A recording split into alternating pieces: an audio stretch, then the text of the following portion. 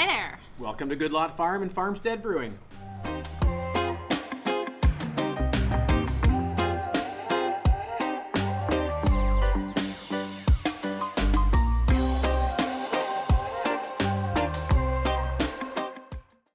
So Gail and I were both living in downtown Toronto at the time. She was a film producer, I was a political activist and renewable energy guy, and we decided we wanted to have a family.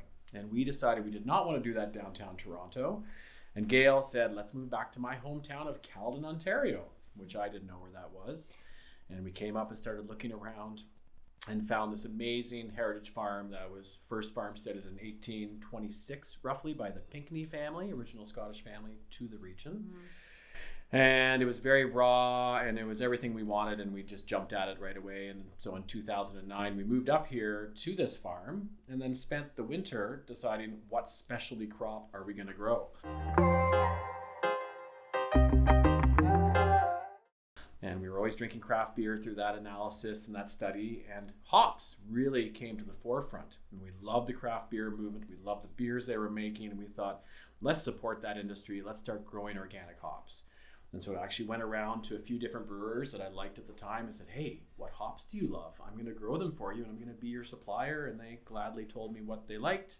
And we started growing that. We started a test patch of 125 organic hop plants, expanded that in 2013 to about 2,000 organic hop plants, and started supplying hops to great Ontario craft brewers across the province, which we love doing. But that led to some brewers coming back to us and saying that our hops were very unique in the properties they were presenting, and they're really interesting. Let's brew some different flavors of beer with your hops. And that set us on this path of actually brewing beer on the farm.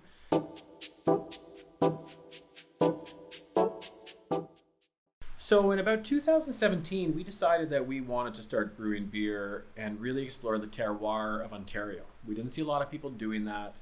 We had banded together with a bunch of other great small-scale hop growers in Ontario and started the Ontario Hop Growers Association. And we thought, what if we could really make beer that was really emblematic of Ontario, that was from the farmers of Ontario, which was not what we were seeing at the time. And so we started making beers with exclusively Ontario hops at that point, and trying to find Ontario grains and using the groundwater here, which is one of the main ingredients of the flavor of our beer. And we released the beer to small restaurants in this region, and people just drank it up. And so we just kept making the beer and making more beer, and people kept loving it. And next thing you knew, we decided, well, I guess we're a beer company as well now.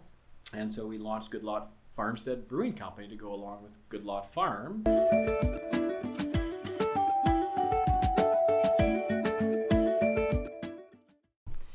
And in addition to the carbon positive goal and objectives, we also take an approach to farming within a regenerative approach, which is a step further than organic farming. It's further than sustainable farming. It's about regenerating your land and understanding that in order for healthy plants and a healthy planet, it's about feeding your soil. So we've really explored that in the last few years, and not only I think is a good practice, it just makes me ethically feel like we're doing the right thing. So this yard behind me here is our initial, what we call our first plot yard. We grew 5 varieties, and hops are grown by underground rhizome. And once planted, they take 3 years to come to full maturity. They are very labor intensive. They grow up high on aircraft cables. We have ours at 16 feet, but it's not unusual that the cables would be up at 22 feet. They are harvested depending on the variety, usually around Labor Day weekend. And in that process, they get dried, and then first they get harvested off of the what we call a bine. Then the flowers get dried. And then pelleted into or milled into pellets, which the brewers then use in the kettle. Hi. What's this?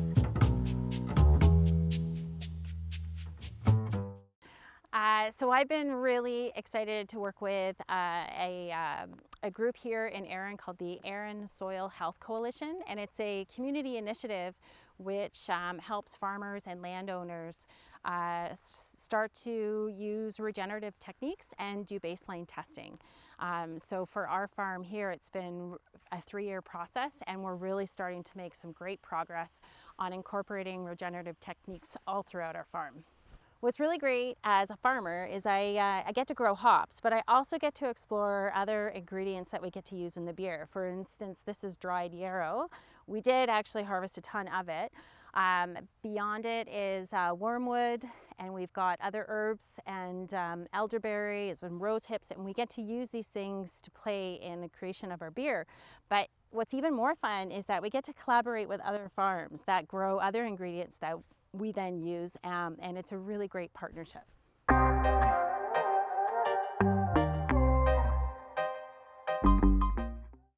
So as part of our desire to be completely carbon positive, not contribute to climate change, we are 100% electric farm here. There's no gas combusted on this farm. So here's 10 kilowatts of solar PV, which helps power our brewing operation and the farm operation itself.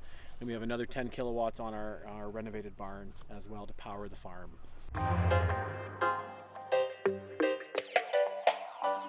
So we decided we needed a space to put our brewery in, and chose our old oast barn where we were actually drying the hops.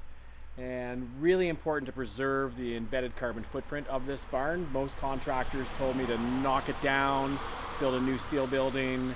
They didn't get it very far with us here, and we found an amazing contractor, the Fourth Pig Worker Co-op out of Muskoka, that saw the vision of protecting the barn, but building a brand new building on the inside, which we'll go in and see. More solar panels on top of this one too.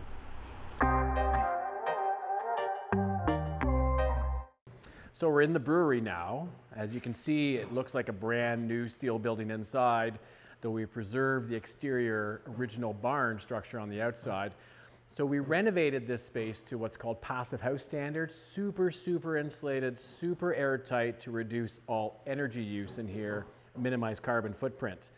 In addition, with our equipment that we put in here, half of it is used. It was made in Cambridge, Ontario, but shipped back from Japan, where it had been sitting for 22 years, and retooled with the manufacturer out of Cambridge, and then brought here. So we're recycling a lot of metal that would have just gone to waste ultimately as well.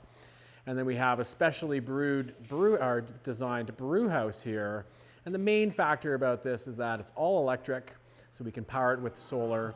But then we recapture the steam. Instead of sending the steam out to the atmosphere, which you see in a lot of breweries, we cross that steam across cold water, so that we are heating water for the next brew and putting it into the hot liquor tank, which is that big fat used old tank right there that we use for brewing beer. So we're in the brewery here. We are a relatively very small brewing operation. We run a 10-barrel brew house with 20-barrel tanks. And so if you haven't been to a brewery before and you don't understand the process of brewing, I mean, we are basically putting a bunch of different grains, depending on the beer, into this tank, the mash lauter tun, the MLT. And like tea, we're extracting all the sugars out of it after we steep it for an hour or whatever amount of time based on the beer we're making. And then that liquid, that sugary liquid, gets transferred into the kettle, where we boil it vigorously for 60 to 90 minutes, getting rid of all the volatile organic compounds, making it into what is called wort, W-O-R-T, wort. And then at the end of that boil, it gets transferred through a heat exchanger, which is over there, and into one of these two fermentation tanks, Jill or Hank. And that is where we pitch the yeast. And the yeast goes in there and starts as a live organism, starts to eat the sugar, and it poops out CO2 and alcohol. And as that transfers, it becomes actually beer when the fermentation is over. And it sits in there. You crash the temperature to get it ready to turn into beer and packaging out of the bright tank here, where we actually add CO2 to carbonate, and then it gets brightened in here, it ages in here, and then we package it off that tank into kegs, cans, or bottles. Hi, Peppa. She doesn't really like being on camera. So we opened up our patio here on the farm in 2019, and it was the best decision. We got to meet neighbors far and wide and build a community space here through food, music, and beer. Yeah, I mean, we are really trying to create a space where people can connect to a farm and nature, obviously, but commune with each other. So we do that through amazing food truck food that we have here with some local chefs, amazing beer that we make on site, obviously. And then we're a bluegrass venue, which is kick-ass because there's underrepresentation of amazing bluegrass music in Ontario, and it's been a real amazing space for the bluegrass musicians to come and play and have another venue to come and connect with people.